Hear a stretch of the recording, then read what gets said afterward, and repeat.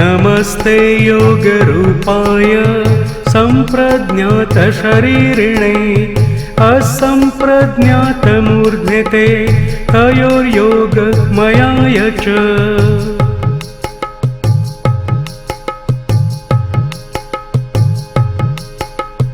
वामाङ्गभ्रान्तिरूपाते सिद्धि सर्वप्रदा प्रभो भ्रान्तिधारकरूपा वै बुद्धिस्ते दक्षिणाङ्गके।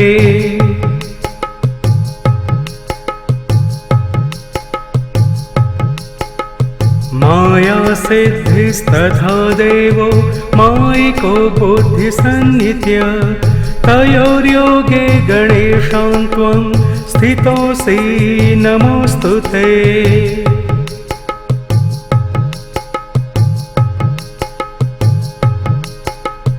जगद्रूपो गकारश्च णकारो ब्रह्मवाचकः तयोर्योगे हि गणोपो नाम तुभ्यं नमो नमः।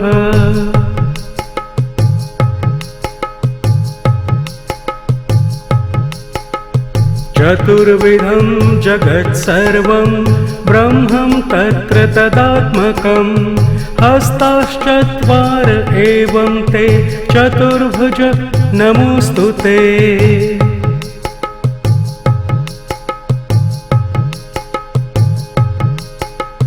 स्वसंवेद्यं च यद्ब्रह्म तत्र खेलकरो भवान् तेन स्वानन्दवासि त्वं स्वानन्दपतये नमः।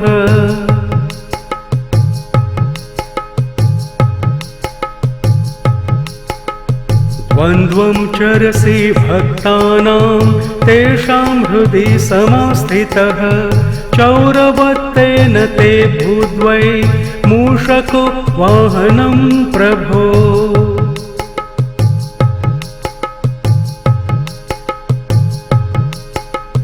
जगति ब्रह्माणि स्थित्वा भोगान् भुक्षिष्व योगगः जगदिर्भिर्ब्रह्माभिस्तेन चेष्टितं ज्ञायते न च।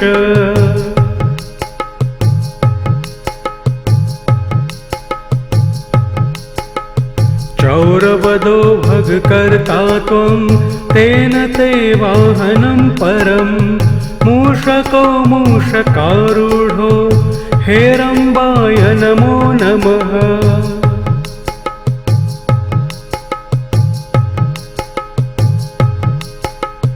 किं स्तौमि त्वां गणाधीश योगशान्तिधरं परं वेदादयो ययुः शान्तिमतो देवं नमाम्यहम्।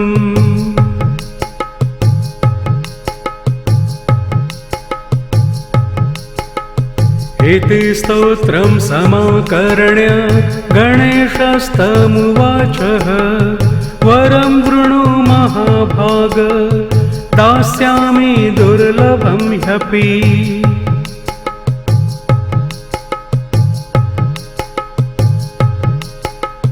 त्वया कृतमिदं स्तोत्रं योगशान्तिप्रदं भवेत् मयि भक्तिकरं स्कन्द सर्वसिद्धिप्रदं तथा।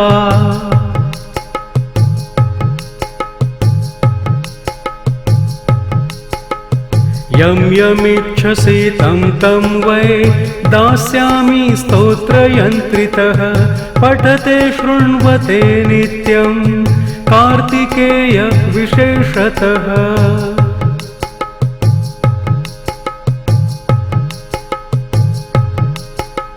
नमस्ते योगरूपाय सम्प्रज्ञातशरीरिणे असम्प्रज्ञातमूर्ध्निते तयोर्योगमयाय च।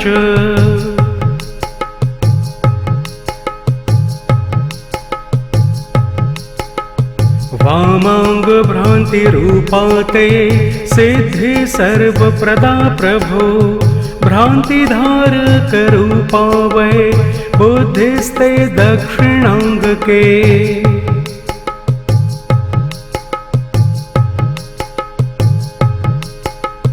माया सिद्धिस्तथा देवो मायिको बुद्धिसन्नित्य तयोर्योगे गणेशां त्वं स्थितोऽसि नमोऽस्तु ते।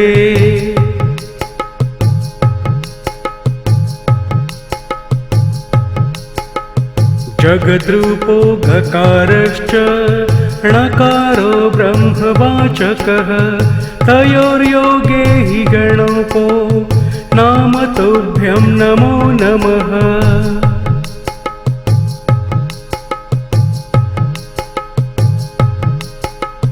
चतुर्विधं जगत्सर्वं ब्रह्मं तत्र तदात्मकं हस्ताश्चत्वार एवं ते चतुर्भुज नमोऽस्तु ते।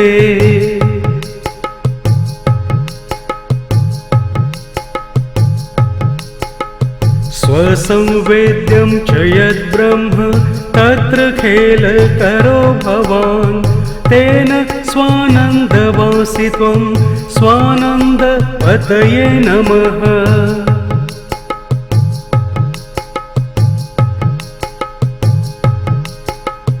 द्वन्द्वं चरसि भक्तानां तेषां हृदि समास्थितः चौरवत्तेन ते भूद्वै मूषको वाहनं प्रभो।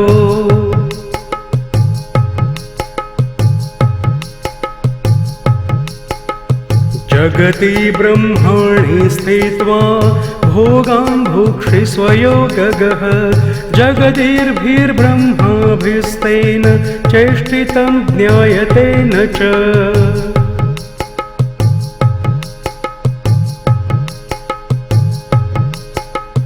चौरवदो भगकर्ता त्वं तेन ते वाहनं परं मूषको मूषकारूढो हेरम्बाय नमो नमः।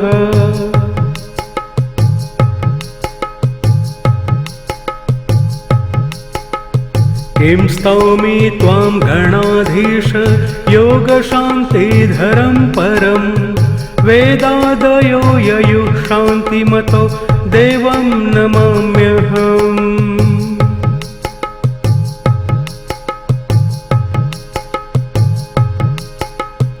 इति स्तोत्रं समाकर्ण्य गणेशस्तमुवाचः वरं वृणु महाभाग दास्यामि दुर्लभं ह्यपि।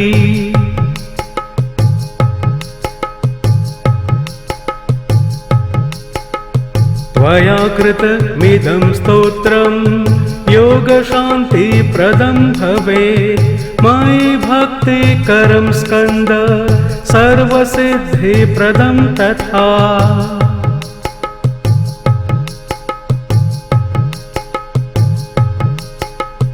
यं यमिच्छसि तं तं वै दास्यामि स्तोत्रयन्त्रितः पठते शृण्वते नित्यं कार्तिकेय विशेषतः।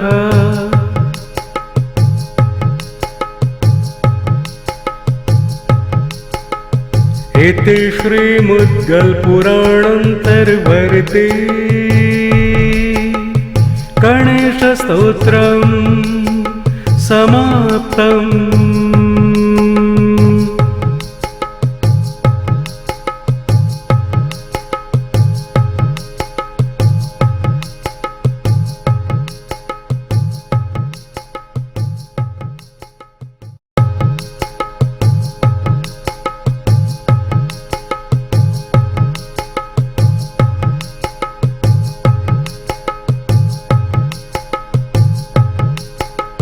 नमस्ते योगरूपाय सम्प्रज्ञातशरीरिणे असम्प्रज्ञातमूर्ध्निते तयोर्योगमयाय च।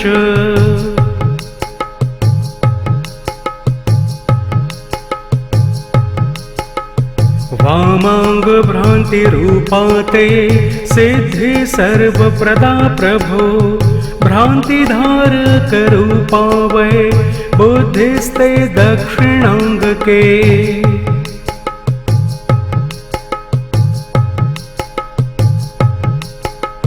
माया सिद्धिस्तथा देवो मायिको बुद्धिसन्नित्य तयोर्योगे गणेशां त्वं स्थितोऽसि नमोऽस्तु ते।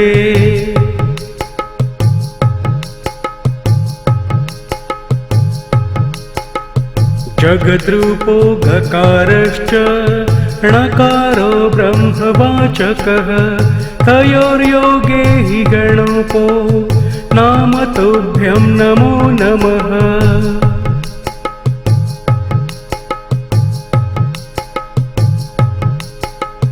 चतुर्विधं जगत्सर्वं ब्रह्मं तत्र तदात्मकं हस्ताश्चत्वार एवं ते चतुर्भुज नमोऽस्तु ते।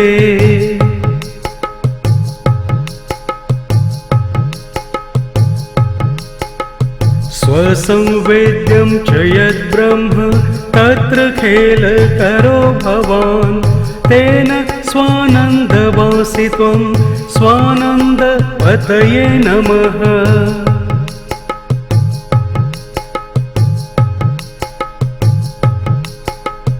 द्वन्द्वं चरसि भक्तानां तेषां हृदि समास्थितः चौरवत्तेन ते भूद्वै मूषको वाहनं प्रभो।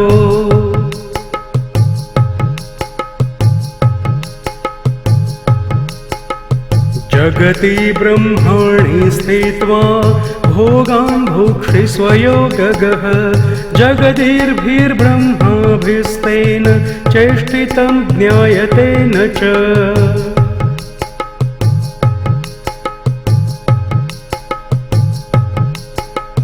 चौरवदो भगकर्ता त्वं तेन ते वाहनं परं मूषको मूषकारूढो हेरम्बाय नमो नमः।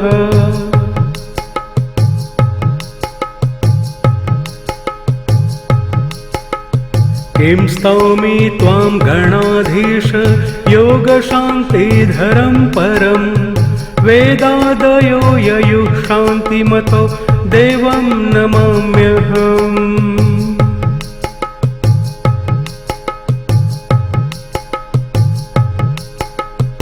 इति स्तोत्रं समाकर्ण्य गणेशस्तमुवाचः वरं वृणु महाभाग दास्यामि दुर्लभं ह्यपि।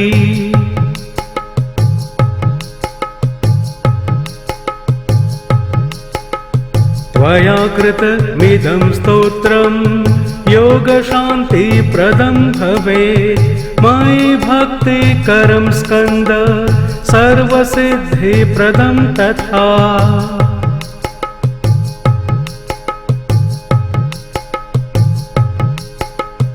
यं यमिच्छसि तं तं वै दास्यामि स्तोत्रयन्त्रितः पठते शृण्वते नित्यं कार्तिकेय विशेषतः।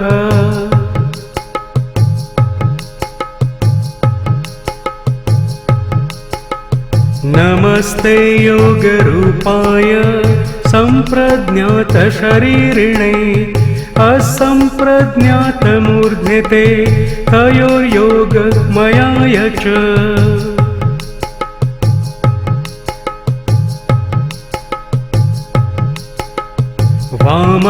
वामाङ्गभ्रान्तिरूपा ते सिद्धि सर्वप्रदा प्रभो भ्रान्तिधारकरूपा वै बुद्धिस्ते दक्षिणाङ्गके।